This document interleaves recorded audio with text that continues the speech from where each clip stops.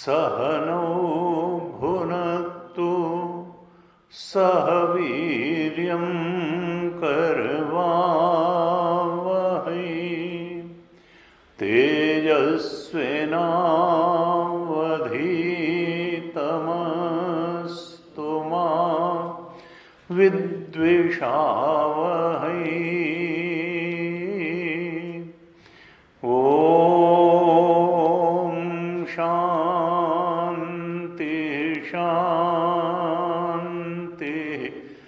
शांति।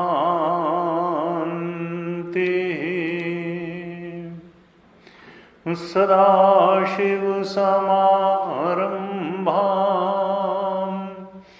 शङ्कराचार्यमध्यमाम् अस्मदाचार्यपर्यन्तां वन्दे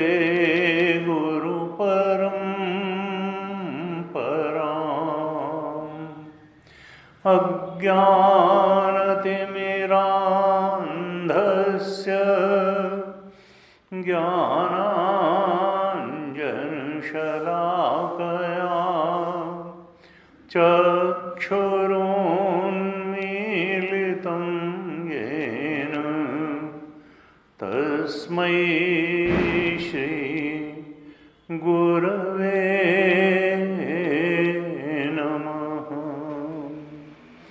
तस्मै श्री गुरवे नमः। सच्चिदानन्दरूपाय विश्वोत्पत्त्यादिहेतवे तापत्रयविनाशाय श्रीकृष्णाय वयं नुमः। यं प्रव्रजन्तमनुपेतमपेतकृत्यं द्वैपायनो विरहकातराजुहाव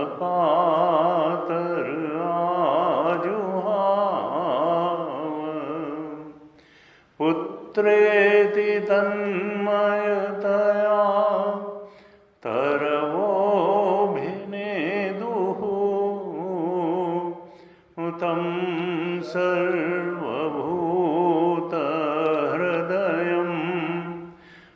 मुनिमानतोऽस्मि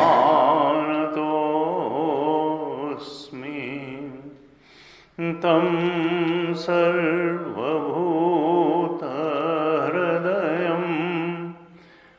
मुनिमानतोऽस्मि।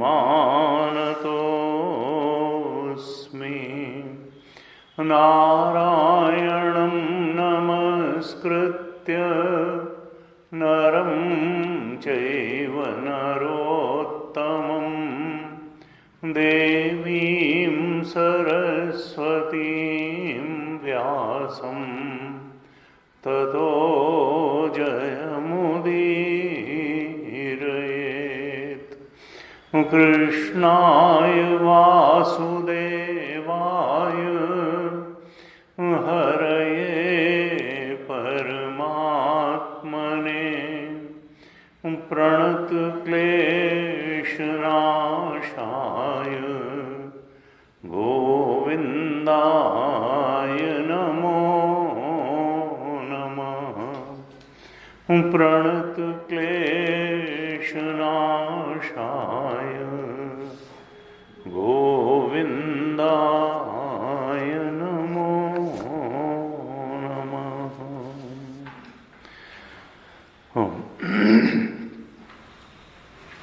श्रीमद् भागवत महापुराण के दशम स्कंध पर चर्चा चल रही है।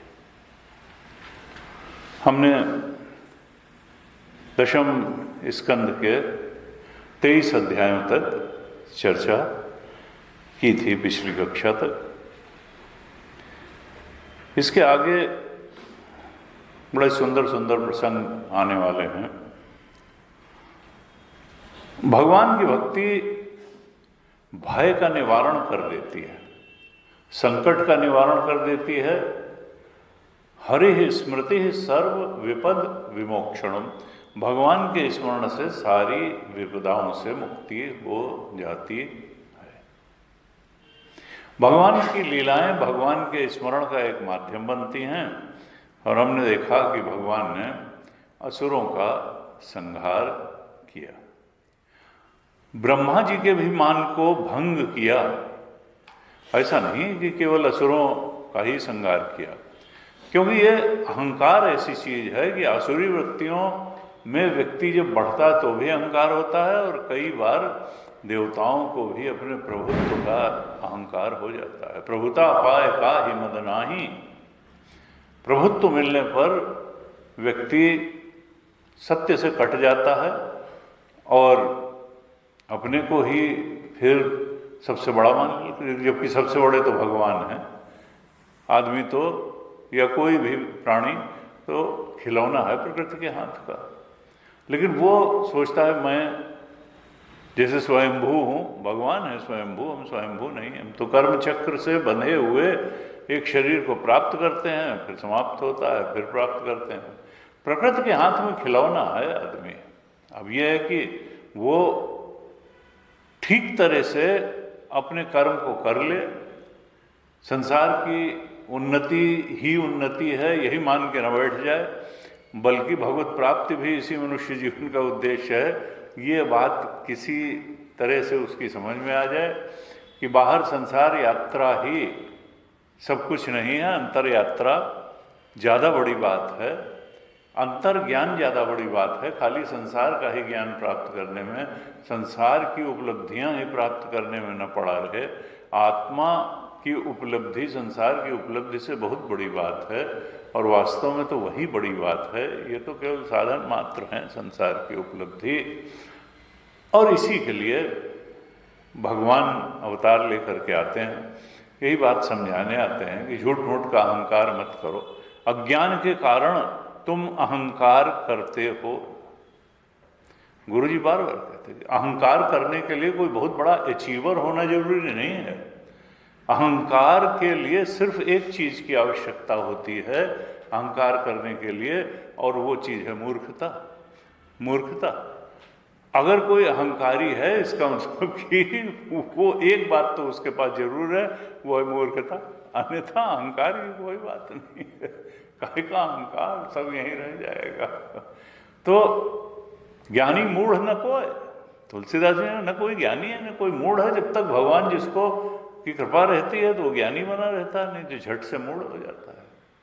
नारद जी 1 मिनट में अपने को समझते थे काम क्रोध को जीत लिया, और फिर जो है खुद ही विश्वमोहिनी की माया में लिपट गए और भगवान पर भी क्रोधित हो गए। क्रोध ऐसी चीज, गुरुमपि आक्रोशित। भगवान शंकराचार्य क्रोध जो है में व्यक्ति क्षणिक रूप से पागल हो जाता है और गुरु को भी अपशब्द कह सकता है। और नारद जी के प्रसंग से क्या है, गुरु क्या भगवान को ही अपशब्द कहने लगे। तो कहा देखो अहंकार जो है यही तो हमारे और परमात्मा के बीच में बाधा बन करके खड़ा है, और अहंकार के मूल में अज्ञान है, मूर्खता है, सत्य को न जानना है, असत्य को ही सत्य जानना है, भ्रांति को ही सत्य जान लेना है, परम सत्य से वंचित रह जाना है। भगवान की शरण में जाना, गुरु की शरण में जाना, शास्त्र की शरण में जाना, इसका उद्देश्य एकमात्र यही है कि हम सत्य को सत्य जान लें और जो मिथ्या है, इल्यूजन है, उसको मिथ्या और इल्यूजन जान ले। जाग करके इस द्वैत में जिंदा रहें, द्वैत को ही परम सत्य मान करके जिंदा न रहें, बल्कि इस द्वैत का अधिष्ठान बन करके जो परम सत्य परमात्मा अद्वैत तत्व है, उस अद्वैत तत्व के बोध में, उसमें दृढ़ निष्ठा के साथ जीवन जीना हम सीख जाएं। यही तो जीवन मुक्ति है। अद्वैत तत्व में, आत्म तत्व में, ब्रह्म तत्व में, शुद्ध चेतन के सत्यत्व में दृढ़ निष्ठा कर पाना, कर लेना, और वहां रहते हुए द्वैत में रहना मजबूरी है। द्वैत में रहते हुए भी ये जानते रहना कि द्वैत सत्य नहीं है। इस शरीर में रहते हुए भी जानते रहना कि शरीर सत्य नहीं है, एक दिन मिला, एक दिन जाएगा। सूक्ष्म शरीर भी सत्य नहीं है, कारण शरीर या इच्छाएं भी सत्य नहीं है। कारण शरीर को कारण शरीर इसीलिए कहते हैं क्योंकि वो सूक्ष्म शरीर का भी कारण है और स्थूल शरीर का भी कारण है। क्यों ये स्थूल शरीर और सूक्ष्म शरीर मिला? क्योंकि इच्छाएं कारण शरीर था, वही कारण है इन दोनों शरीरों का। और इच्छाएं जब मिटेंगी, कम होंगी, जितनी जितनी कम होंगी उतनी उतनी हमको आत्मा की खुशबू आएगी, सत्य की खुशबू आएगी। और अगर पूरी तरह से मिट गई तो फिर प्रजाति यदा कामान सर्वान पार्थ मनोगतान आत्मन्यवात्मना तुष्ट स्थित प्रज्ञस्तदोच्यते। तब स्थित प्रज्ञता की, उस प्रज्ञानम ब्रह्म के बोध की अनुभूति हमको हो जाएगी। यानी कामनाएं ही तो, वासनाएं ही तो ओंकार और हमारे बीच में बाधा है। वो कारण शरीर है, विकारण शरीर है। और अगर नहीं हमने उस पर काम किया तो फिर desire is mother of pain. सारे संतों ने कहा देखो इच्छा दुख की जननी है। तुम इच्छा को बहुत बड़ा मित्र मान करके बैठे हो, इच्छा मित्र नहीं है। इच्छा तुम्हें भटकाती है, नचाती है, गिराती है। तो और इच्छा होती काहे की है? संसार में सुख पाने की होती है, भोगों को इकट्ठा करने की होती है, और भोगों को भोग करके सुख पा लेंगे। इस गलत गणित के कारण ही हमारे जीवन में दुख है। सुख आत्मा का स्वरूप है। आत्मबोध जब हम प्राप्त करेंगे, परम सत्य की अनुभूति प्राप्त करेंगे, सुखी तो तब होंगे। भगवान यही बताने वाले हैं। अभी रासलीला का प्रसंग चालू होने वाला है। परम सत्य के 3 स्वरूप लक्षण बताए गए हैं, सत, चित और आनंद। सत्य कहें क्या है? सत स्वरूप है। आत्मा का स्वरूप कहें, परमात्मा का स्वरूप कहें, वो सत स्वरूप है। ट्रुथ इटसेल्फ है, ट्रुथ ऑफ समथिंग नहीं है, ट्रुथ इटसेल्फ है, वो सत स्वरूप है। और फिर ज्ञान स्वरूप है, कॉन्शियसनेस इटसेल्फ है, नॉलेज इटसेल्फ है। वो जड़ नहीं है, क्योंकि केवल सत अगर कह देते तो हो सकता है कि जड़, जैसे कि विज्ञान कहता है कि जड़ से चेतन का विकास हुआ न। वेदांत कहता है ऐसा नहीं है। जो परम सत्य है वो चेतन है, जड़ नहीं है। जड़ से चेतन का विकास नहीं हुआ। जड़ तो चेतन पर प्रतीति मात्र है, जड़ की कोई सत्ता नहीं है, वास्तविक सत्ता नहीं है। न असतो विद्यते भावः न अभावो विद्यते सतः। जो असत है उसका कभी भाव नहीं है। असत, जड़ और दुख, वो हमारी गलत दृष्टि के कारण जड़ सत्तावान लगता है और दुख भी सत्तावान लगता है। असल में न दुख का कोई अस्तित्व है न जड़ का अस्तित्व है। वो तो सत है ही नहीं, प्रतीति है। वो रज्जु सर्पवत है, सीप में चांदी की तरह है, आकाश में नीलिमा की तरह है, मरीचिका की जल की तरह है। सत्य क्या है?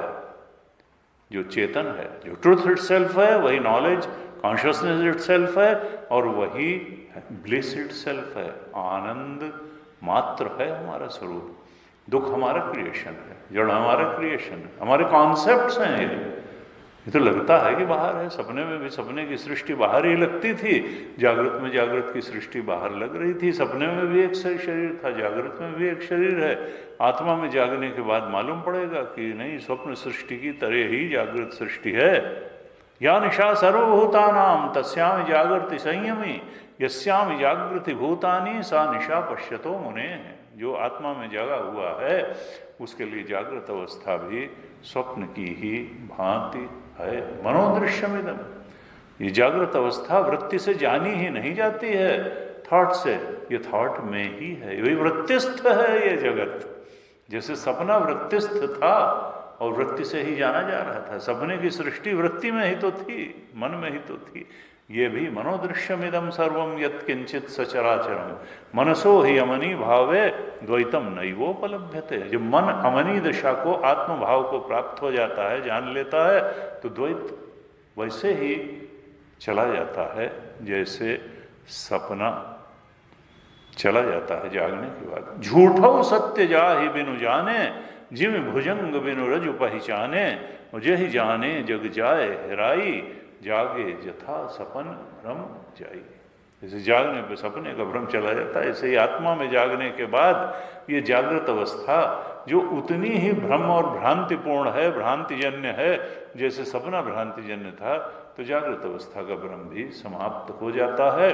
लेकिन ये जागना धीरे धीरे होगा। जैसे जैसे हम इच्छाओं की कारण शरीर की कलई हमारे सामने स्पष्ट होगी कि प्रॉमिस बहुत कुछ करती हैं, दे नहीं पाती हैं। देखत सोना लगे सकल जग कांच है, अरे भाई पलटू जीवन कहिए झूठ तो मरना सांच है। ये डिजायर्स प्रॉमिस बहुत करती हैं कि ऐसा कर देंगे, all that glitters is not gold. लगता है संसार बहुत चमकदार है, जब मिलता है तो वो चमकदार का उल्टा निकलता है। तो इसलिए विवेक द्वारा वैराग्य की बात कही गई। साधन चतुष्टय में सबसे पहली चीज कही विवेक, नित्य अनित्य का विवेक, अनित्य का त्याग से वैराग्य। नित्य क्या है? नित्य केवल आत्मा है, बाकी सब कुछ आने जाने वाला है। तो विवेक से वैराग्य, पाथ ऑफ इंक्वायरी, ज्ञान मार्ग यही है। पाथ ऑफ इंक्वायरी, चीजों का परीक्षण करो। परीक्ष लोकान कर्म चितान ब्राह्मणों निर्वेदम आयात। परीक्षण करेंगे, विवेक पूर्वक जीवन जिएंगे तो वैराग्य हो ही जाएगा। संसार में कोई चीज ऐसी नहीं है जो टिक के रहे और बहुत मन लगाने लायक हो। व्यक्ति बड़ी जल्दी अच्छी से अच्छी चीज से भी ऊब जाता है। बहुत मिठाई खाई तो थोड़ा बढ़िया आलू पूड़ी खिला दो, कुछ अचार खिला दो, कुछ, हाँ बंगाली लोग अचार खा खा के मिठाई खाते हैं, अचार खा, क्योंकि एक चीज की अधिकता जब बहुतायत होती है तो चित्त ऊब जाता है। ये मन ऐसा नहीं कि टिक के रहे, मन बदलता है। मन कोई ब्रह्म थोड़ा, एक ब्रह्म ही टिक के रहता है, उसमें कोई परिवर्तन नहीं। मन ब्रह्म नहीं है, न संसार की कोई चीज ब्रह्म है। इसीलिए गुरुदेव कहते थे कि परिस्थिति से भी घबराना नहीं चाहिए, this too will pass away. परिस्थिति कोई ब्रह्म नहीं है कि आई है तो वैसी ही बनी रहेगी, सुखद हो चाहे दुखद हो, वो बदल जाएगी, बदल जाएगी। शरीर भी बदल जाएगा, बुद्धि वृत्तियां भी बदल जाएंगी, हमारी लाइकिंग्स बदल जाएंगी।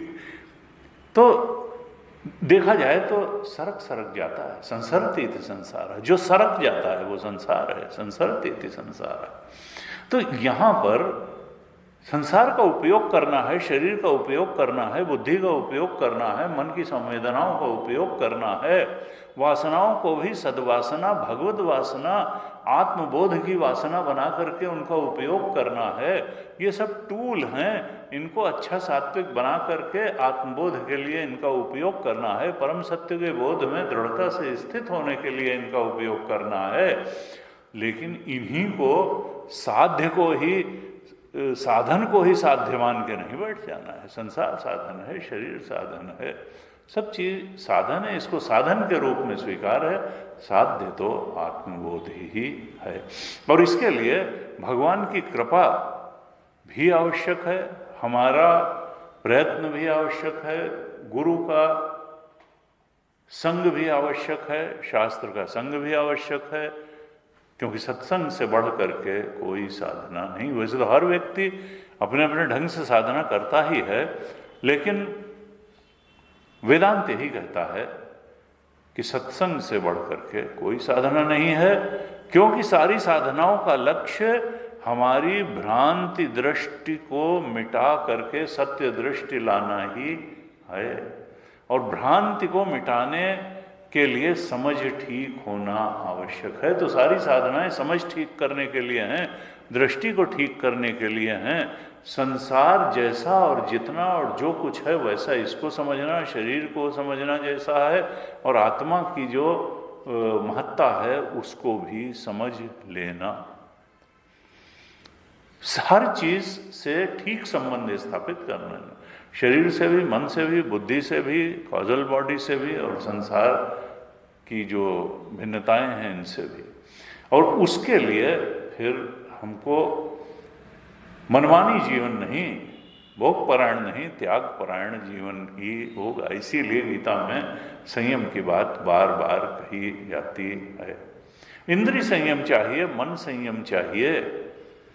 त्यागे न एके अमृतत्वम, अमृत आत्मा की प्राप्ति के लिए त्याग का जीवन चाहिए। न कर्मणा न प्रजया धनेन त्यागेन एके अमृतत्वम, उस अमृत आत्मा की प्राप्ति त्याग के रास्ते से ही होती है। भगवान अपनी लीलाओं द्वारा यही आश्वासन देते हैं कि जो मेरी शरण में है, ब्रजवासी भगवान की शरण में थे, गोप गोपिकाएं उनकी शरण में थीं, तो बड़े बड़े दानवों से भगवान ने उनकी रक्षा कर ली, बड़ी बड़ी विपरीत परिस्थितियों से रक्षा कर ली। लेकिन हमको विश्वास होना चाहिए। रक्षिष्यति इति विश्वासा, भगवान रक्षा करेंगे ऐसा विश्वास होना चाहिए। और भगवान में अपनी वृत्तियों को लीन रखना चाहिए। भगवत स्मरण बना रहना चाहिए, सतत स्मरण बना रहना चाहिए, भूलना नहीं चाहिए। और इच्छाएं भगवान को भुलवा देती हैं। जब इच्छा हमारे मन पर सवारी करती है तो फिर व्यक्ति एक तरह से इच्छा का गुलाम बन करके ही चिंतन करता है, वो भगवान का गुलाम बन के। जबकि ईश्वराय भृत्यवत करोमि, कर्मयोग क्या है कि ईश्वर का नौकर बन करके जीना, इच्छाओं का नौकर बन करके जीना नहीं, इच्छाओं का गुलाम बन करके जीना नहीं। ऐसे चलेंगे तो भगवान की लीलाएं बहुत बड़ा माध्यम है भगवत स्मरण का, अनन्य चिंतन का, सतत स्मरण का, और इस तरह से भगवत प्राप्ति का, अंतःकरण की शुद्धि का। 24वें अध्याय में भगवान अब असुरों का वध तो करीब करीब कर चुके, थोड़े बचे हैं। अब तो बड़े बड़े देवताओं को उनकी हैसियत बता रहे हैं भगवान। ब्रह्मा जी को बताया कि तुम तो केवल जीवों को उनके कर्मानुसार शरीर देने का कार्य तुमको दिया गया, बाकी पंचभूत तो भगवान की माया की उपज है। पंचभूत ब्रह्मा जी नहीं बनाते हैं। ब्रह्मा जी तो कर्मों के अनुसार जीवों को जो परिपाक जिन कर्मों का हो गया है, उन कर्मों के भोग के लिए जो उपयुक्त शरीर है, केवल वो शरीर दे देते हैं। बाकी सारा मटेरियल तो भगवान की माया की उपज है। अब इसी तरीके से अब जो प्रसंग आ रहा है वो इंद्र, जो देवताओं का राजा इंद्र है, उसके मान मर्दन का है। सुखदेव जी कहते हैं, परीक्षित, भगवान श्री कृष्ण ने एक दिन देखा कि सारे ब्रज में सारे गोप लोग इंद्र का यज्ञ करने की तैयारी कर रहे हैं। तब उन्होंने अपने पिताजी से पूछा, नंद बाबा से पूछा, ये कौन सा उत्सव है, कि ये कौन सा उत्सव मनाया जाने वाला है और ये किस लिए मनाया जा रहा है, इस उत्सव से मिलेगा क्या, इसका फल क्या। कहते हैं, मुझे बड़ी उत्कंठा हो रही है, क्योंकि मुझे ये लगता है कि जो संसारी मनुष्य है वो बिना समझे बूझे अनेक प्रकार के कर्मों का अनुष्ठान करता रहता है और उसके कर्मों से उसको वैसा फल नहीं मिलता है जैसी वो चाहत रखता है। कर्म बहुत करता है, कर्म ही तो कर रहा है। लेकिन देखिए अंतर क्या है, एक मजदूर सुबह जो है 9 बजे से शाम 5 बजे तक काम करता है, लेकिन उसका कितना कम उसको रिवार्ड मिलता है। यानी क्या है कि कर्म भी अगर समझ बूझ के किया जाए, बुद्धि लगा करके किया जाए, तो कर्म का ही ज़्यादा परिणाम आ जाता है। और बिना सोचे विचारे, बिना बुद्धि पीछे हुए अगर कर्म किया जाए तो उसका कम फल आता है। तो हमको भगवान कहते हैं नंद बाबा से कि बिना सोचे समझे कर्मों का अनुष्ठान करने वाला मनुष्य वो बहुत कम फल पाता है, और जो समझ बूझ करके कर्म करता है उसके कर्म सफल होते हैं। कहते मुझे बताइए कि इसका फल क्या है, किसकी पूजा करने जा रहे हैं, कौन सा उत्सव है। जो आप ये कर्म करने जा रहे हैं ये शास्त्र सम्मत है या नहीं, ये सुविचारित है या नहीं, ये सब मैं जानना चाहता हूं। नंद बाबा ने कहा देखो बेटा, इंद्र जो हैं वो वर्षा कराते हैं, मेघों के स्वामी हैं इंद्र, वे जल बरसाते हैं। इसी जल वृष्टि पर हमारी खेती, हमारा जीवन, हमारे चारागाह, हमारी वन उपज सब निर्भर करती है। तो एक प्रकार से हमें जल के रूप में जीवन देने वाले ये इंद्र देवता ही हैं, और हमारी कुल परंपरा से ऐसा चला आया है कि हम इनका पूजन करते हैं। और हमने ये भी सुना है कि जो मनुष्य काम, क्रोध, लोभ, भय या द्वेषवश अपने परंपरागत धर्म को छोड़ देता है उसका कभी मंगल नहीं होता है। सुखदेव जी कहते हैं परीक्षित, जब नंद बाबा ने भगवान कृष्ण से इस प्रकार कहा तो भगवान को थोड़ा गुस्सा आया, और कि ये लोग किस रिचुअल में पड़े हुए हैं, ईश्वर की पूजा करने के बजाय ये देवताओं की पूजा में लगे हुए हैं। गीता जी में भी भगवान ने बड़े स्पष्ट रूप से कहा है कि कामैस्तैस्तर, 7वें अध्याय के 20वें श्लोक में कहा, कामैस्तैस्तैर हतज्ञानाः प्रपद्यन्ते अन्य देवता। यानी मुझ कृष्ण परमात्मा या ईश्वर या जो एकमात्र सत्ता है उसकी पूजा छोड़ करके, उसकी आराधना छोड़ करके, परमात्मा की आराधना छोड़ करके जो देवताओं की आराधना करता है, कामनाओं ने मानो उसकी बुद्धि को नष्ट कर दिया है, उसके ज्ञान को नष्ट कर दिया है। कामैः तैः तैः हृतज्ञानः, चुरा लिया है उसके ज्ञान को कामनाओं ने, जो भगवान की भक्ति छोड़ करके देवताओं की भक्ति में लगता है। तम तम नियममास्थाये प्रकृत्या नेता स्वया, क्योंकि हर देवता की भक्ति के अपने नियम हैं, उन नियमों के अनुसार अपने स्वभाव से प्रेरित हो करके व्यक्ति उनकी उपासना में लगता है। जबकि भगवान कहते हैं कि इन देवताओं की उपासना से कभी भी कोई शाश्वत फल नहीं मिलेगा, जल्दी मिल जाएगा, क्योंकि वो जल्दी प्रसन्न हो जाते हैं। और मैं भी असल में फल देने वाला मैं ही हूं। उन देवताओं की भक्ति किए जाने पर भी जो फल दाता हूं वो तो मैं ही हूं, लेकिन लोग समझते हैं देवता की भक्ति से फल प्राप्त हुआ। का देखो, अंतवत्तु फलम तेषाम, 7:23 में कहा, देवताओं की पूजा से जो भी फल प्राप्त होगा वो मुक्ति नहीं दे सकते हैं, क्योंकि वो स्वयं ही मुक्त नहीं है। वो जो भी फल देंगे, तुम उनसे धन मांगोगे कुबेर से तो वो धन दे देंगे, किसी से बल मांगोगे तो थोड़ा बल दे देंगे, ऐसे ही थोड़ी बहुत सांसारिक चीजों की उपलब्धि वो करा सकते हैं, लेकिन जैसे मनुष्य शरीर आदि अंत वाला है, ऐसे ही उनके दिया गया जो फल रूपी आशीर्वाद है वो भी अंतवत्तु फलम तेषाम, वो शाश्वत फल नहीं दे सकते हैं, उनका दिया हुआ फल एक समय नष्ट हो जाएगा। अंतवत्तु फलम तेषाम तद भवति अल्पमेधसाम, इसलिए जो उनकी पूजा करके थोड़ा फल प्राप्त करने के लिए इतना बड़ा उपक्रम करते हैं, भक्ति का बहुत सारा प्रयास करते हैं, तो अल्पमेधसाम, उनकी बुद्धि थोड़ी है, मेधा नहीं है, उन्होंने विचार नहीं किया है। क्यों? क्योंकि देवान देव यो यान्ति, वो ज़्यादा ज़्यादा उनके लोक में चले जाएंगे, देव वरुण लोक में चले जाएंगे, कोई इंद्र के लोक में जाएगा, कोई देवान देव जो यान्ति, वो ज़्यादा ज़्यादा उनके पास जा सकते हैं।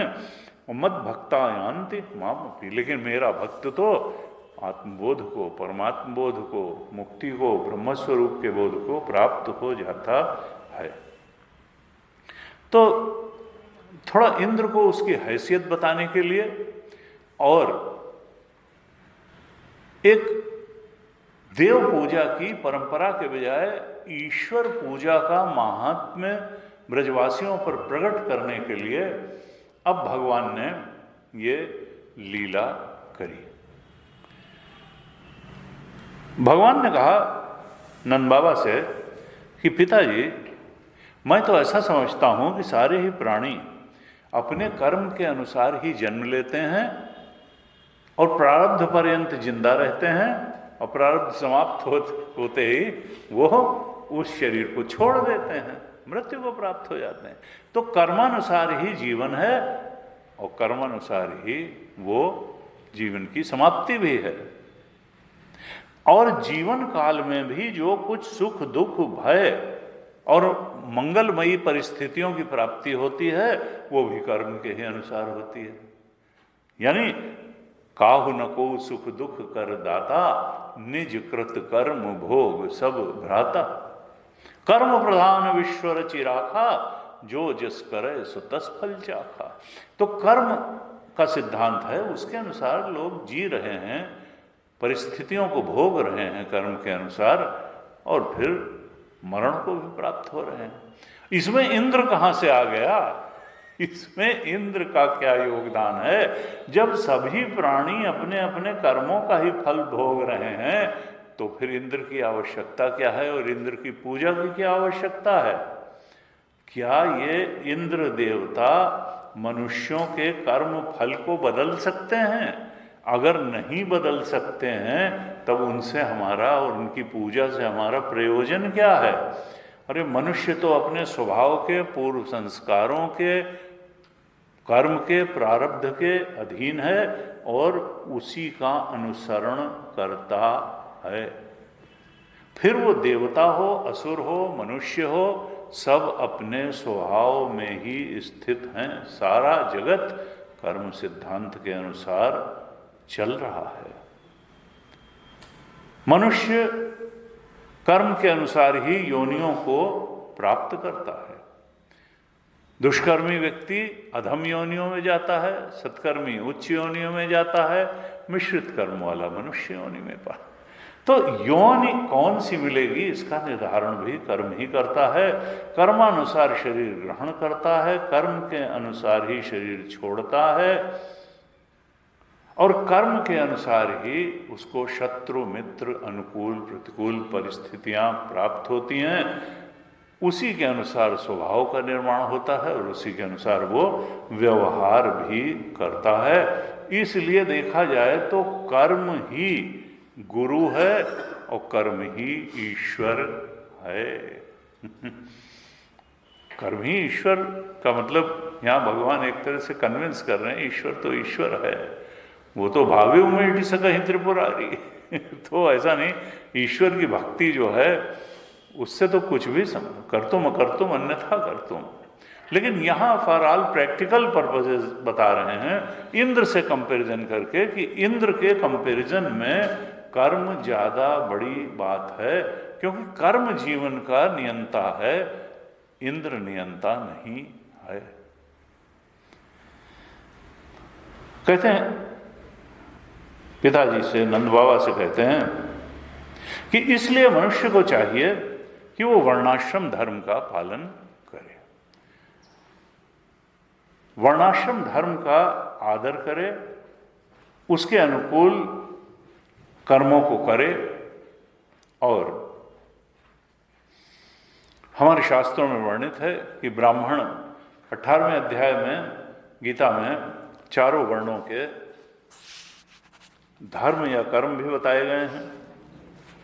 18वें अध्याय के 42, 43 और 44 श्लोक में ब्राह्मण, क्षत्रिय, वैश्य और शूद्र के कर्म बताए गए हैं बड़ा स्पष्ट रूप से, और यही अन्य शास्त्रों में भी है। गीता तो प्रामाणिक ग्रंथ है। तो 1842 में ब्राह्मण के कर्म बताए, 9 कर्म बताए, और देखा जाए तो इनमें कर्म कोई है ही नहीं, ये सारे के सारे गुण ही हैं। यानी ब्राह्मण का क्या है कि जो चारों वर्णों में जिसका अंतःकरण सबसे शुद्ध हो गया, सतोगुण डोमिनेटेड है, उसके पीछे रजोगुण है और उसके पीछे थोड़ा तमोगुण भी है, क्योंकि होंगे तीनों। अगर तमोगुण बिल्कुल नहीं होगा तो नींद नहीं आएगी, विश्राम नहीं होगा। अगर रजोगुण बिल्कुल नहीं होगा तो फिर नित्य क्रियाएं भी कैसे करेंगे, बातचीत कैसे करेंगे, पूजा पाठ कैसे करेंगे। तो इसलिए होना तीनों गुणों का आवश्यक है, लेकिन डोमिनेशन में कौन सा गुण है? हम कितना सो रहे हैं, कितना व्यर्थ के कर्म कर रहे हैं कि सार्थक कर्म कर रहे हैं, भगवत परायण कर्म कर रहे हैं या भोग परायण कर्म कर रहे हैं, ये चीज तब होगी। तो ब्राह्मण में जिसमें सात्विकता डोमिनेट कर रही है, सतोगुण बहुत ज्यादा है, उसके कर्म बताए 42वें श्लोक में, 1842 में। उसके कर्म क्या हैं? शमो दमः तपः शौचम शांति आर्जवमेव च ज्ञान विज्ञान आस्तिक्यम ब्रह्म कर्म स्वभावजम। ब्राह्मण के स्वाभाविक कर्म क्या हैं? शम। शम का मतलब क्या है? मन को इधर उधर भागने न देना, भटकने न देना, भगवत परायण जीवन में ही के चिंतन में ही मन को लगाए रखना, यानी मन का संयम। ये नहीं कि एक इच्छा आई तो मन उधर चला फिर दूसरी इच्छा की तरफ, ना। हमको सुविचारित शास्त्र और गुरु निर्देशित चिंतन में मन को लगाने की सामर्थ्य होना शम, मन का शांत रहना। और दम, दम का मतलब इंद्रिय निग्रह। यह नहीं कि आंख से जो मनमानी हुआ देखेंगे, कान से जो भी बैठ गए वही सुन लिया, नहीं नहीं। जिससे अंतःकरण शुद्ध बनता हो, जिससे भगवत परायण बनता हो, वैसा चिंतन करना, इंद्रियों को भी उसी तरफ लगाना, श्रवण वैसा करना जो अंतःकरण को शुद्ध करने वाला हो, हमारे लक्ष्य की प्राप्ति कराने वाला हो, दर्शन भी वही करना। पूरी 5 ज्ञानेंद्रियों और 5 कर्मेंद्रियों को लक्ष्यनिष्ठ जीवन जीने के लिए लगाने की सामर्थ्य को दम कहते हैं, दम। और मन को उधर लगाने की सामर्थ्य ये शम है। तो ब्राह्मण के अंदर ये होना चाहिए, शम, दम होना चाहिए और तप होना चाहिए, क्योंकि बिना तप के तो कुछ मिलता नहीं है। मनसस्य इंद्रियाणाम एकाग्रम परमम तपः भागवत जी। मन और इंद्रियों को लक्ष्य निष्ठ बनाए रखना, यही सबसे बड़ा तप है। हमको शरीर को कष्ट देने के लिए तप नहीं करना है, उस तरह के तप का कोई मतलब नहीं है। मन और इंद्रियों को जो भी हमारा लक्ष्य है जीवन का, भगवत प्राप्ति है या यहाँ तक कि कोई उच्च सांसारिक लक्ष्य हमारा है, तो उसको प्राप्त करने में अपनी मन इंद्रियों को एकाग्रता पूर्वक लगाए रखना, यही तप है। तो शम, दम और तप होना चाहिए ब्राह्मण के। और ये देखिए कि इसमें विकास क्या है। शूद्र का विकास होगा तो वो वैश्य तक होगा, वैश्य का होगा तो क्षत्रिय तक होगा, क्षत्रिय का होगा तो ब्राह्मणत्व में जाएगा, और ब्राह्मण भी विकसित होकर के आत्मरमण तक उसका विकास होगा। क्योंकि अल्टीमेट तो ये ही जानना है कि एक आत्म तत्व, आत्मा एव इदम सर्वम, ये सब कुछ आत्मरूप ही है। तो अभी तो ये जो वर्णाश्रम व्यवस्था है वो तो वेद के अंतर्गत ये जीवों की विभिन्न स्थितियां हैं। ब्राह्मण भी जीव की ही एक स्थिति है, क्षत्रिय भी जीव की एक स्थिति है, वैश्य भी जीव की एक स्थिति है, और शूद्र भी जीव की एक स्थिति है। जब हम अपने स्वरूप बोध में, ब्रह्म स्वरूप के बोध में आते हैं, फिर ये चीज पीछे हो जाती है। यावानर्थ उदपाने सर्वतः संप्लुतोदके तावान सर्वेषु वेदेषु ब्राह्मणस्य विजानतः। ये तो अभी ब्राह्मण की दिनचर्या बताई जा रही है। जब ब्राह्मण अपने स्वरूप के बोध को प्राप्त कर लेता है, वो ब्राह्मण जो परम सत्य, अल्टीमेट रियलिटी को जान जाता है, उसको गीता जी में पहले ही कह चुके हैं, ब्राह्मणस्य विजानतः, विशेष रूप से जान लेता है सत्य को। तब क्या होता है, वेदों से उसका कितना मतलब रह जाता है, वर्णाश्रम धर्म से उसका कितना मतलब रह जाता है, जितना बड़े तालाब की मछलियों को एक पोखर के पानी से रह जाता है। यावानर्थ उदपाने सर्वतः संप्लुतोदिके। जब हमारे पास में ही पुष्कर जैसा तालाब हो तो पोखर के पानी से हमारा क्या लेना देना है। उसी तरीके से जिसको आत्मबोध हो गया ब्रह्मस्वरूप, उसका फिर वेद के कर्मकांड से या वेद की अब साधनाओं से उसका क्या, अब तो साध्य ही प्राप्त हो गया, परम सत्य का बोध हो गया। यहाँ कहा अभी ब्राह्मण जीव की स्थिति है, इस स्थिति में दृढ़ निष्ठा के बाद फिर बोध होगा।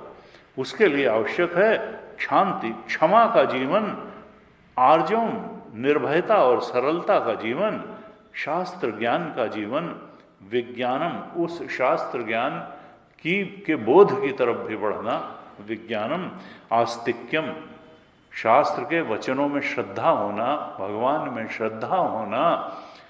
और अगर हमारा चिंतन उसके विपरीत जा रहा है तो थोड़ा सावधान हो जाना कि बात तो गीता की ही सही है, बात तो सदगुरु की ही सही है। हमको जो लग रहा है वो हमारी इंद्रियां जो है पूरा नहीं देख सकती। इस जन्म के पहले क्या है, जन्म के बाद क्या है, क्या इसका दूरगामी परिणाम क्या होगा। तो हम तो तात्कालिक बुद्धि, हमारी दृष्टि बहुत निकट दृष्टि है, बहुत थोड़ी दूर तक हम देख पाते हैं, थोड़ी दूर तक सोच पाते हैं। और भगवान जो है वो तो हमारे भी सब जन्म को जानते हैं। कहा चौथे अध्याय में कि कोई ऐसा समय नहीं था जब ये राजा लोग नहीं थे, या अर्जुन तुम नहीं थे, या मैं नहीं था, लेकिन मैं तुम्हारे और इन राजा लोगों के सबके पूर्व जन्मों को भी जानता हूँ, सब कुछ जानता हूँ। लेकिन माम तु वेद न कश्चन, लेकिन मुझे कोई नहीं जानता है। तो भगवान को, सत्य को जानने का तरीका बताया। इसी तरह से शौर्यम तेजो धृतिर्दाक्ष्यम युद्धे चाप्य पलायनम दानम ईश्वर भावश्य छात्र कर्म स्वभाव। क्षत्रिय का कर्म 43 ईश्वर, शौर्य हो, तेज हो, युद्ध से न भागने का। हमारे यहाँ कहते थे ना कि छाती पे, क्षत्रिय का धर्म क्या है, छाती पे गोली खा के मरो, पीठ पे नहीं। युद्धे च अपि अपलायनम, युद्ध से नहीं, धृति, लड़ रहे हैं। दान देना, ईश्वर भाव, ईश्वर भावश्य यानी शासन करने की, ईशन करना यानी शासन करना। वैश्य को बताया गया वो धन बहुत कमाएगा लेकिन अपने लिए कमाएगा। क्षत्रिय का गुण बताया गया कि नहीं, वो समाज, उस धन से समाज का भी कल्याण देखेगा। कृषि गौर और कृषि गौरक्ष वाणिज्यम वैश्य कर्म स्वभावजम। कृषि, पशुपालन और वाणिज्य ये वैश्य का धर्म है। और परिचर्यात्मकम कर्म शूद्रस्यापि, जो परिचर्या का कर्म है, सेवा कर्म है, वो शूद्र का धर्म बताया। अब यहां भगवान कृष्ण कह रहे हैं नंद बाबा से कि पिताजी, ब्राह्मण जो है वेदों के अध्ययन अध्यापन से अपनी जीविका चलाता है, क्षत्रिय पृथ्वी पालन से चलाता है, वैश्य वणिक वृत्ति से चलाता है, और शूद्र जो है वो इन तीनों वर्णों की सेवा कार्य करने से अपनी जीविका चलाता है। और संसार की स्थिति, उत्पत्ति और अंत का कारण ये तीन गुण ही हैं। ब्रह्मा जी रजोगुण उनमें ज़्यादा है, तो वो रजोगुण, देखिए उत्पत्ति क्रिएशन के लिए रजोगुण चाहिए।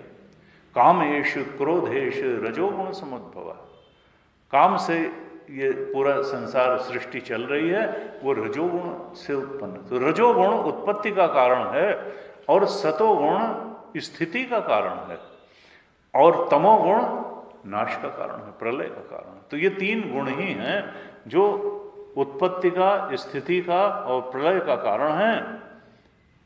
और उसी रजोगुण की प्रेरणा से ये मेघ जल बरसाते हैं, क्योंकि इनको जो है समुद्र से पानी चुपचाप उठाते हैं और फिर जो है पहाड़ों पर बर्फ के रूप में जमा देते हैं, बर्फ पड़ती है, हमारे यहाँ बरसात होती है और ऐसे चलता है। देखिए प्रकृति का सिस्टम कितना सुचारू रूप से है। अभी अगर मशीनें लगा करके इस तरह से किया जाए कि समुद्र से जल को चुपचाप सोख लिया, कोई नॉइस पोल्यूशन नहीं है, कुछ नहीं है, पहाड़ों पर बर्फ के रूप में उस जल को, पेय जल को बर्फ के रूप में जमा दिया और फिर नदियों के रूप में उसको फिर से प्लेन्स से होते हुए समुद्र तक पहुंचा दिया। कहीं कोई खर्चा नहीं है, कहीं कोई परेशानी नहीं है, समुद्र का जल पिया नहीं जा सकता है और गंगा जल हुआ, नदियों का जल तो पेय जल है और सब व्यवस्था इतनी फूल प्रूफ चल रही है कि तो जल ही जीवन है। कितनी सुंदर प्रकृति ने जल की व्यवस्था करके रखी हुई है। कहते हैं ये सब तो गुणों के प्रभाव से चल रहा है, इसमें भला इंद्र से क्या लेना देना है। फिर कहते हैं पिताजी हम तो सदा से वनवासी हैं, हमारे पास तो न राज्य है, न नगर है, न गांव है, हम तो वनवासी हैं, वन और पहाड़ हमारे घर हैं। हम लोग तो इन गिरिराज जो गोवर्धन हैं, इन्हीं के आसपास हम तो इन्हीं के ऋणी हैं, इन्हीं से हमें चारा मिलता है, हमारी गौओं को, हम लोगों को सब चीज़ मिलती है, जीवन की जो सामग्रियां हैं इन्हीं से प्राप्त होती हैं। ये गिरिराज ही हमारे लिए तो देव हैं। तो इंद्र की पूजा करने के बजाय जो सामग्री इकट्ठी की गई है, मैं तो समझता हूं कि इन गिरिराज को ही इसका भोग लगाया जाए। और मेरी भी ऐसी ही रुचि है, ऐसी ही सम्मत है, ऐसा यज्ञ मुझे भी बहुत प्रिय है। सुखदेव जी कहते हैं परीक्षित, असल में भगवान की इच्छा क्या थी कि वो इंद्र का घमंड चूर कर दें।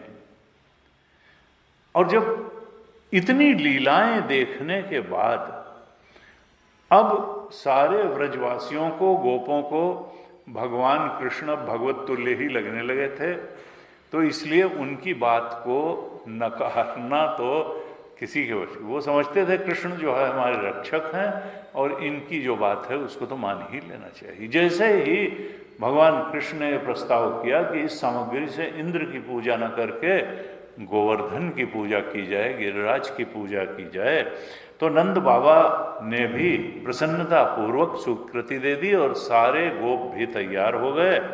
और ये हुआ कि ठीक है, अब हम इस सामग्री से गिरिराज की पूजन करेंगे। और भगवान गिरिराज के ऊपर, यहाँ लिखा है, दूसरा वैसा ही विशाल शरीर बना करके प्रकट हो गए और मैं गिरिराज हूं ऐसा कहते हुए सारी भोग सामग्री को वो भक्षण करने लगे। और सब ने ये देख करके, अरे गिरिराज तो बिल्कुल जीवंत देवता हैं, ये तो सारी भोग सामग्री का भोग लगा रहे हैं। सब ने गिरिराज को प्रणाम किया और इधर अपने कृष्ण स्वरूप से भगवान कृष्ण ने भी उन गिरिराज बने हुए कृष्ण को प्रणाम किया। उधर वो गिरिराज बन के खड़े हैं, सब भोग सामग्री का भक्षण कर रहे हैं और इधर वो प्रणाम भी कर रहे हैं और कह रहे हैं कि देखो कैसा आश्चर्य है, गिरिराज ने साक्षात प्रकट होकर के हम पर कैसी कृपा की है। और फिर सब गिरिराज का विधिवत पूजन करके जितने भी गोप थे, ब्राह्मण थे, गौएं थीं, और भगवान कृष्ण के साथ सब व्रज में वापस लौट आए। अब आगे इसमें प्रसंग है, जब इंद्र को पता ये लगा कि अरे ब्रज में तो मेरी पूजा ही बंद कर दी गई, तो उसको बहुत क्रोध आया। उसने कहा, अपने मेघों से कहा कि तुम जाओ और ब्रज में चढ़ाई कर दो। ब्रज, ये जंगली अहीर, वनवासी अहीर, इन्होंने इतना दुस्साहस किया कि एक मंद बुद्धि लड़के के कहने से और मेरी पूजा बंद कर दी। इनको तो ठीक करना पड़ेगा। ये जंगली ग्वाले, इनको इतना घमंड कि एक साधारण मनुष्य कृष्ण के बल पर उन्होंने मेरे देवराज इंद्र का अपमान कर डाला। और फिर एक कहते हैं ना आसुर वेदांत, अपने को जस्टिफाई करने के लिए वेदांत का उपयोग करना। उसने कहा 25वें अध्याय के 4 श्लोक में कि जैसे पृथ्वी पर मंद बुद्धि पुरुष भवसागर से पार जाने के सच्चे साधन ब्रह्म विद्या को तो छोड़ देते हैं और नाम मात्र के कर्म यज्ञों से घोर संसार सागर को पार करना चाहते हैं यानी संसार सागर से पार जाने का उपाय तो ब्रह्म विद्या है, उसके बजाय कुछ थोड़े छोटे मोटे यज्ञ करके सोचते हैं हम संसार सागर के। इसी तरीके से इन लोगों ने मुझ देवराज इंद्र की पूजा छोड़ करके एक ग्वाले कृष्ण के कहने से जो है वो पर्वत की पूजा कर डाली, मेरी अवहेलना और अपमान किया। ये कृष्ण जो है अभिमानी है, मूर्ख है, लेकिन अपने को बड़ा ज्ञानी समझता है। उसी के कहने से इन अहीर के लड़कों ने और अहीरों ने मेरी अवहेलना की। अब तुम लोग जाओ और इसके घमंड को चूर चूर कर दो, पशुओं का संहार कर डालो, तुम प्रलय के मेघ बन करके ब्रज पर टूट पड़ो। सारे मेघ ब्रज पर चढ़ाए, खंभे जैसी मोटी मोटी धाराओं से ब्रज में पानी बरसने लगा और ठंडी हवाएं चलने लगी।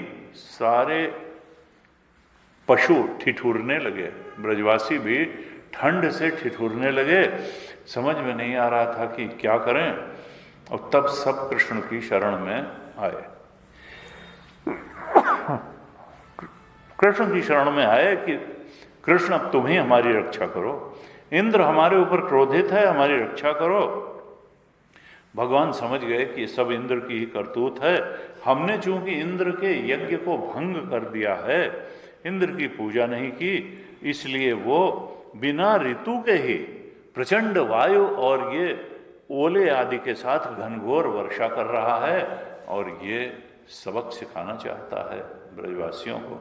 और मैं अपनी योगमाया के प्रभाव से इसके घमंड को चूर कर दूंगा।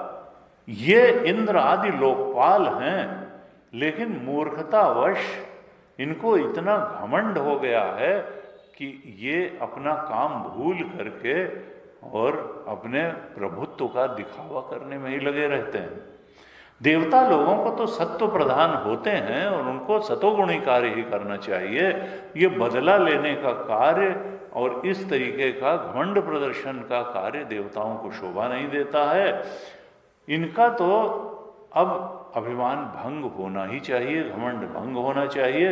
और मैं इनको रास्ते पर लाने के लिए, इन्हीं का कल्याण करने के लिए अब मैं इस इंद्र का मान को भंग कर दूंगा, क्योंकि इसी से इसको शांति मिलेगी। ये सारा व्रज मेरे आश्रित है और संतों की रक्षा करना तो मेरा व्रत ही है। इस प्रकार से कह करके भगवान कृष्ण ने खेल खेल में ही एक हाथ से ही गोवर्धन को उखाड़ लिया। आप लोग गए होंगे वृंदावन, कितना बड़ा पर्वत है, 3-4 घंटा तो उसकी परिक्रमा में ही लग जाता है। गाड़ी से ही परिक्रमा करिए तो भी आधा घंटा 40 मिनट लग जाता। और एक हाथ से उन्होंने पर्वत को उखाड़ लिया, जैसे कोई छोटा बालक बरसाती छत्ते को, वो जो एगेरिकस होता है, कुकुरमुत्ता कहते हैं, तो उसको उखाड़ ले छत्ते को, वैसे ही उन्होंने उस गिरिराज को, गोवर्धन को उखाड़ लिया और पर्वत को धारण कर लिया। एक उंगली पर कहते हैं धारण कर लिया, और कहा देखो तुम लोग अपने सारे पशुधन सामग्री हर चीज के साथ, जो गड्ढा बना है वहां गिरिराज उखाड़ने से, उसमें आ जाओ, आराम से बैठ जाओ, और एकदम शंका मत करना कि ये गिरिराज मेरे हाथ से सड़क के नीचे गिर जाएगा और तुम उसमें दब जाओगे। भगवान के ऊपर शंका। रक्षिष्यत, विश्वास बहुत बड़ी चीज है। रामानुजाचार्य रक्षिष्यत इति विश्वास, विश्वास करना चाहिए है। माँ शुचा सर्वधर्मान परित्यज्य माम एकम शरणम व्रज अहम ता स्वरूपाभ्यो मोक्ष्यामि माँ शुचा। शंका मत करना, क्योंकि संशयात्मा विनश्यति। संशय करोगे तो फिर नहीं, संशय नहीं करना चाहिए, भगवान तो ऐसा करेंगे ही। कहा शंका मत करना कि ये पर्वत मेरे हाथ से गिर पड़ेगा, लेकिन तुम लोग डरो मत।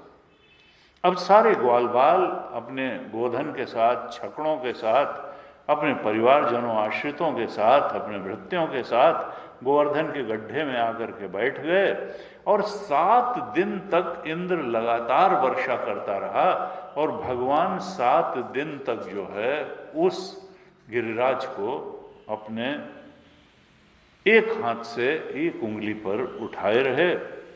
अब भगवान कृष्ण की योग माया देख करके इस 7 दिन तक ये बालक उठाए रहा, उसके आश्चर्य का ठिकाना नहीं रहा इंद्र के। उसकी सारी हेकड़ी निकल गई, वो बहुचक्का रह गया, और तब उसने मेघों से कहा अब वर्षा करना रोक दो, कोई फायदा नहीं है, ये तो बहुत बलवान है। वो समझ गया कि भगवान है। जब घनघोर वर्षा बंद हो गई, आंधी भी बंद हो गई, बादल छट गए, सूर्य निकल आया, धूप निकल आई, तब भगवान ने कहा कि अब तुम सब लोग गोवर्धन के नीचे से बाहर आ जाओ, निडर हो जाओ, बाहर निकल आओ। और भगवान ने जब ऐसी आज्ञा दी, तब फिर सब बाहर आ गए अपने छकड़ों और पशुधन और सबके साथ, और भगवान ने गिरिराज को उसी गड्ढे में फिर से स्थापित कर दिया। अब इसके बाद जब ये लीला हुई, गोवर्धन धारण लीला हुई, तो सुखदेव जी कहते हैं परीक्षित, ब्रज के सारे गोप इकट्ठे होकर कहने लगे ये कैसा अलौकिक बालक है, कैसा अलौकिक बालक है, इस बालक के कर्म बहुत अलौकिक हैं। पहले तो पूतना आई और इसने पूतना को स्तनपान करते हुए, जहर पीते हुए भी मार डाला। फिर छकड़े के नीचे लेटा हुआ था तो छकड़े को उलट दिया। फिर तृणावर्त आया, इसको उड़ा करके आकाश में ले गया, तृणावर्त को मार डाला। फिर जब ऊखल से बांधा गया तो ऊखल बंधन लीला करते करते इसने अर्जुन के 2 विशाल वृक्षों को ही तोड़ डाला, उसके बीच से निकल गया। फिर बकासुर आया तो बकासुर का भी वध कर दिया, और वत्सासुर आया बछड़े के रूप में, तो उसको कैथ के वृक्ष पे पटक के मार डाला। फिर धेनुकासुर आया तालवन में, तो धेनुक जो गधे के रूप में रहता था उसको भी मार दिया। प्रलंबासुर आया खेल खेल में, तो प्रलंबासुर को भी मार दिया। काली नाग जो यमुना को कलुषित किए हुए था, उसको उस दह से निकाल दिया काली नाग को। तो कहाँ तो ये 7 वर्ष का नन्हा बालक, और कहाँ गिरिराज को 7 दिन तक उठाए रखना, ये तो आश्चर्य है। नंद बाबा ने कहा देखो, जब महर्षि गर्ग ने नामकरण किया था इस बालक का, तब ये कहा था कि ये बालक प्रत्येक युग में शरण ग्रहण करता, शरीर ग्रहण करता है, और कभी ये श्वेत वर्ण का होता है, श्वेतवारा होता है, कभी रक्त वर्ण का होता है, कभी पीत वर्ण का होता है, और इस बार ये कृष्ण वर्ण हुआ है। इसके बहुत से नाम हैं, इसका एक नाम वासुदेव भी है। ये तुम लोगों का परम कल्याण करेगा, इसकी सहायता से तुम लोग बड़ी बड़ी विपत्तियों को अनायास ही पार कर लोगे। इस प्रकार से गर्गाचार्य जी ने इसके बारे में बताया था। जब नंद बाबा ने ऐसा बताया तब फिर सब ने यह अनुभव किया कि हम लोग बड़े भाग्यवान हैं। निश्चित रूप से ये भगवान का ही अंशावतार है और इससे प्रेम करने वाले को न कोई भीतरी शत्रु जीत सकता है न बाहरी शत्रु जीत सकता है। अंदर के शत्रु मनोविकार भी उस जीव को जीत नहीं सकते हैं और बाहर के शत्रु भी नहीं जीत सकते हैं। भगवान की शरण में रहने वाला अंदर से भी सुखी, बाहर से भी सुखी। इस प्रकार से जब नंद बाबा ने बताया कि गर्गाचार्य ने भविष्यवाणी की थी, तब सब ने कहा कि ये बालक तो नारायण का अंश ही है। श्री कृष्ण के प्रभाव को वो सब देख भी चुके थे, सुन भी चुके थे, उनको कोई शंका नहीं थी। इसके बाद सुखदेव जी कहते हैं, परीक्षित, जब गोवर्धन धारण करके भगवान कृष्ण ने ब्रजवासियों को मूसलाधार बारिश से बचा लिया, इंद्र के कोप से बचा लिया और इंद्र का मान भंग हो गया, उसकी हेकड़ी निकल गई, उसको समझ में आ गया कि मैं तो कुछ भी नहीं हूं, मेरी शक्ति कुछ नहीं है, और उसको यह भी लगा कि ये तो परमेश्वर का अवतार, अंशावतार ही हो गया है। तब फिर उसको बड़ा अपराध बोध हुआ और अपने अपराध को क्षमा कराने के लिए कि मैंने भगवान का तिरस्कार किया, इंद्र लज्जित होते हुए एकांत में व्रज में आया और अपने चमकते हुए मुकुट को भगवान के चरणों में रख दिया और कहा, भगवान मुझसे बहुत बड़ी गलती हो गई, आपके प्रभाव को अब मैं जान गया हूँ, मेरा घमंड जाता रहा है कि मैं ही तीनों लोकों का स्वामी हूँ। और फिर उसने हाथ जोड़ करके भगवान की स्तुति की, सुंदर स्तुति है। इंद्र ने कहा, भगवान आपका जो स्वरूप है वो परम शांत है, परम ज्ञानमय है, विशुद्ध सत्वमय है और ये प्रपंच तो बस मायामय है। आपका स्वरूप न जानने के कारण ही इस प्रपंच की प्रतीति होती है। आत्मा एव इदम सर्वम, ब्रह्म एव इदम सर्वम। प्रपंच मायामय है, जो भगवत स्वरूप को नहीं जानता उसी को प्रपंच सत्य लगता है। आपका संबंध न तो अज्ञान से है, न तो अज्ञान के कारण प्रतीत होने वाले देह और संसार से है। ये तो सुपर इम्पोजिशन है। रस्सी क्या जाने कि सांप है भी कि नहीं है। आकाश थोड़ा जानता है नीलिमा है, वो तो अज्ञानी जीव को नीलिमा दिखाई देती है। सीप का चांदी से क्या संबंध है? सीप तो जानती है मैं सीप हूं, वो तो अज्ञानी की दृष्टि में सीप चांदी बन के है। तो आपका संबंध न अज्ञान से है, न अज्ञान के कारण प्रतीत होने वाले देहादि से है, न तो इन देहादि में अनुभव में आने वाले काम, क्रोध, लोभ, मोह, मद, मत्सर से आपका कोई संबंध है। इन दोषों का होना अज्ञान का लक्षण है, इनका आपसे कोई संबंध नहीं है।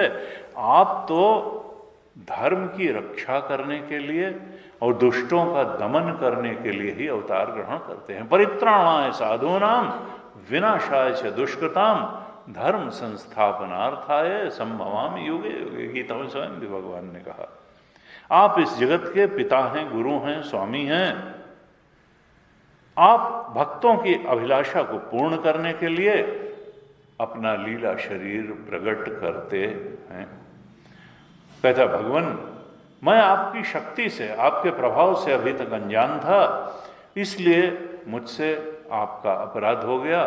मैं मूर्ख अपराधी हूं, आप मुझे क्षमा करें और ये आशीर्वाद दें कि मुझे फिर ऐसा ज्ञान न सताए।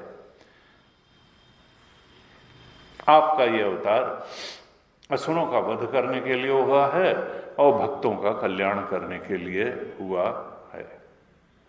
भक्तों का अभ्युदय हो, भक्तों की रक्षा हो, असुरों का नाश हो। इस प्रकार से स्तुति की इंद्र ने।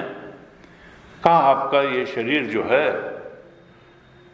चिरानंदमय देह तुम्हारी, तुलसीदास जी ने लिखा, विगत विकार जान अधिकारी। आपकी जो देह है वो चित्त और यानी चैतन्य है, उनकी जड़ देह नहीं है। भगवान का सब कुछ चेतन होता है, उनकी का स्तूप मणि भी चेतन है, उनका जो है उनका शंख चक्र गदा पद्म भी चेतन है, उनके यहाँ जड़ता नाम की कोई चीज ही नहीं। चिरानंदमय देह तुम्हारी, और लेकिन ज्ञान कौन सा? विगत विकार, जिसका षड्विकार से मुक्त हो गया मन, वही आपकी इस चेतनता को जान सकता है, वही अधिकारी है आपके सब कुछ को चैतन्य रूप जानने का। विगत विकार जान अधिकारी, आपका ये शरीर विशुद्ध ज्ञान स्वरूप है, आप ही सबके कारण हैं, आप ही सबकी आत्मा हैं। प्रभु आप मेरे स्वामी हैं, गुरु हैं, आत्मा हैं, मैं आपकी शरण में हूं। इस प्रकार से स्तुति की।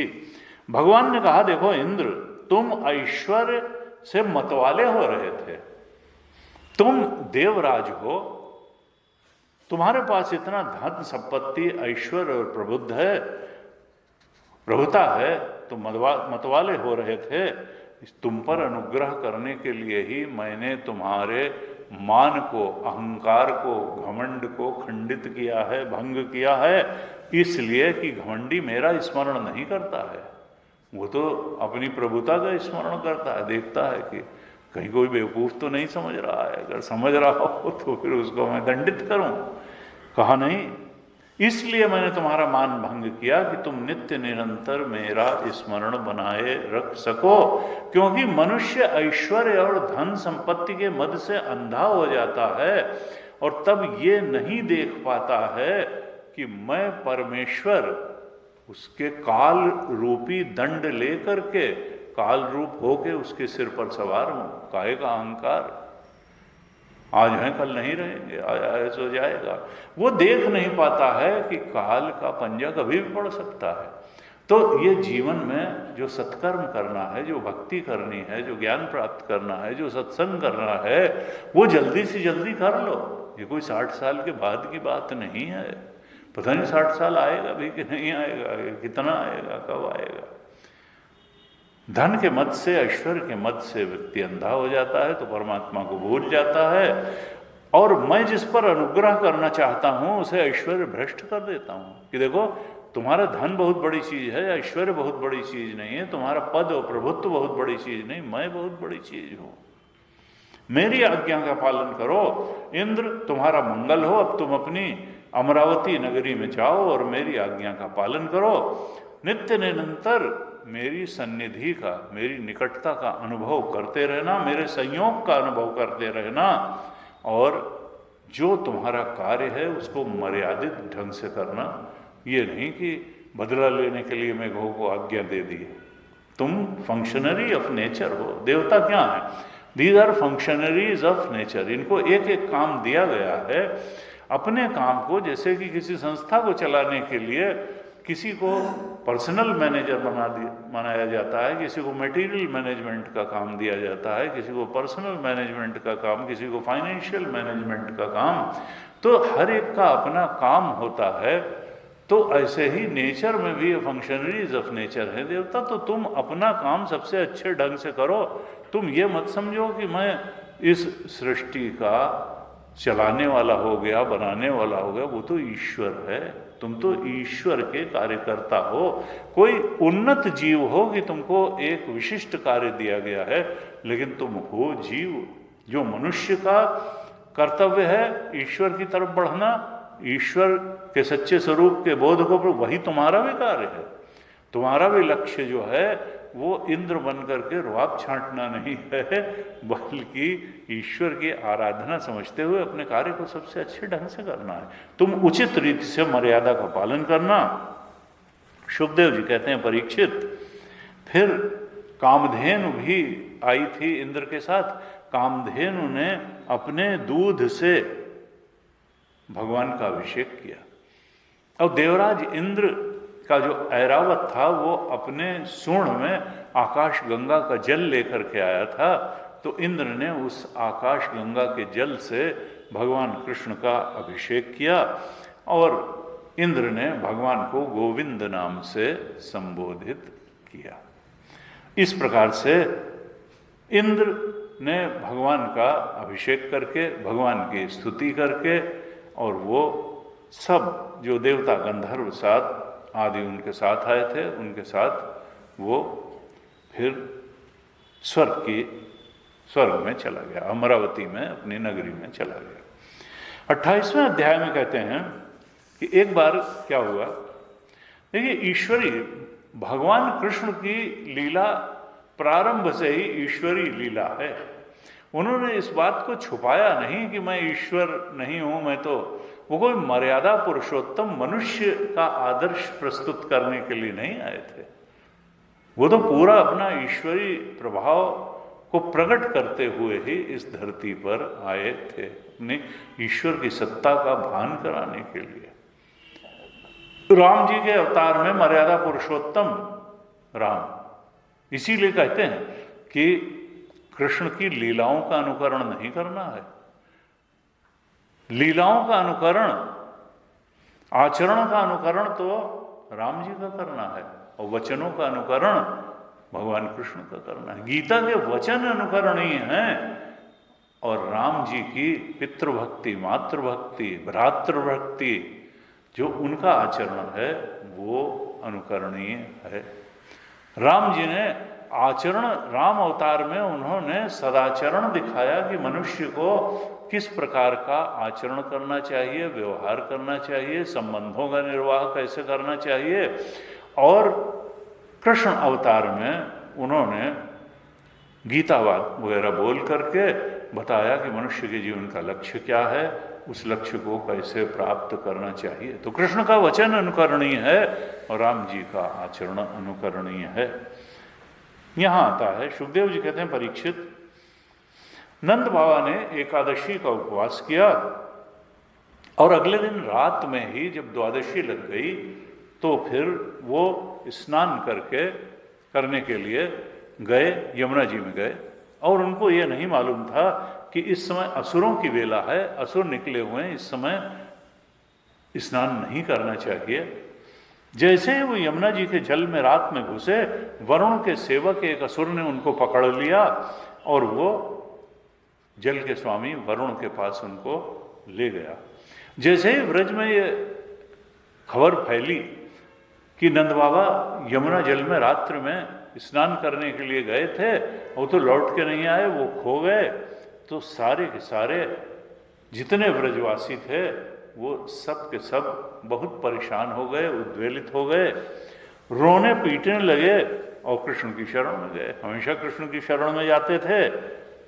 और जब कृष्ण ने देखा कि पिताजी जिन्हें कहाँ चले गए, तो उन्होंने कहा ठीक है। अब वो भी जमुना में प्रवेश करके वरुण जी के लोक में गए, वरुण जी के पास गए। जैसे ही वरुण ने देखा कि अरे भगवान स्वयं आए हैं, तो उन्होंने उनकी बड़ी पूजा की और पूजा करके वरुण जी ने कहा कि भगवान आप तो, अब ये स्तुति है, भगवान आप तो भक्तों के भगवान हैं, आप वेदांतियों के ब्रह्म हैं और आप योगियों के परमात्मा हैं। आपके स्वरूप में ही ये सारे लोक लोकांतर कल्पित हैं, आप में माया है ही नहीं, ऐसा श्रुति कहती है। अगर उनको ये बोध हो गया तो वो तो फिर तो बोध प्राप्त संत हो गए, वो फंक्शनरी ऑफ नेचर कहाँ रहे। इसलिए देखिए, सावधान देखिए व्यास जी की, ऐसा श्रुति कहती है, ये लिखा श्रुति का स्टेटमेंट उन्होंने बताया कि आप भक्तों के भगवान हैं, वेदांतियों के ब्रह्म हैं, योगियों के परमात्मा हैं, आपके स्वरूप में माया नहीं है, जबकि ये सारी लोक सृष्टियां मायामय हैं। मैं आपको नमस्कार करता हूं, मैं आपका सेवक हूं, और मेरा ये जो सेवक आपके पिताजी को ले आया है, ये बड़ा मूढ़ है, अनजान है, आप इसके अपराध को क्षमा कर दीजिए और आप अपने पिताजी को ले जाइए, और आप मुझ दास पर भी कृपा करिए जब यहाँ आए। सुखदेव जी कहते हैं, परीक्षित, जब इस प्रकार से वरुण जी ने भगवान की स्तुति की, तब भगवान नंद बाबा को लेकर के ब्रज में चले आए। और वहां नंद बाबा ने वरुण लोक में अपने पुत्र की जिस प्रकार से पूजा आराधना स्तुति की गई, उसका वर्णन सारे गोपों से किया कि वहाँ तो मेरे पुत्र इस कृष्ण के चरणों में सारे प्रणाम कर रहे थे और ये देख के मुझे बड़ा विस्मय हुआ। वो सब बातें गोपों को कह सुनाई। सारे गोप ये समझने लगे, जो कि पहले भी वो समझ ही रहे थे कि ये तो स्वयं भगवान हैं। और तब उनके मन में विचार आया कि ये अगर भगवान हैं तो हमें भी अपना भगवत धाम दिखाएं, हमको भी अपने लोक का दर्शन कराएं। और जब इस प्रकार से गहरी भावना हुई तो भगवान तो समझ जाते हैं। भगवान कोई मुंह से बोली हुई बात थोड़ो, मन के भी बात को समझ लेते हैं, गहरी भावना और विचार को भी समझ।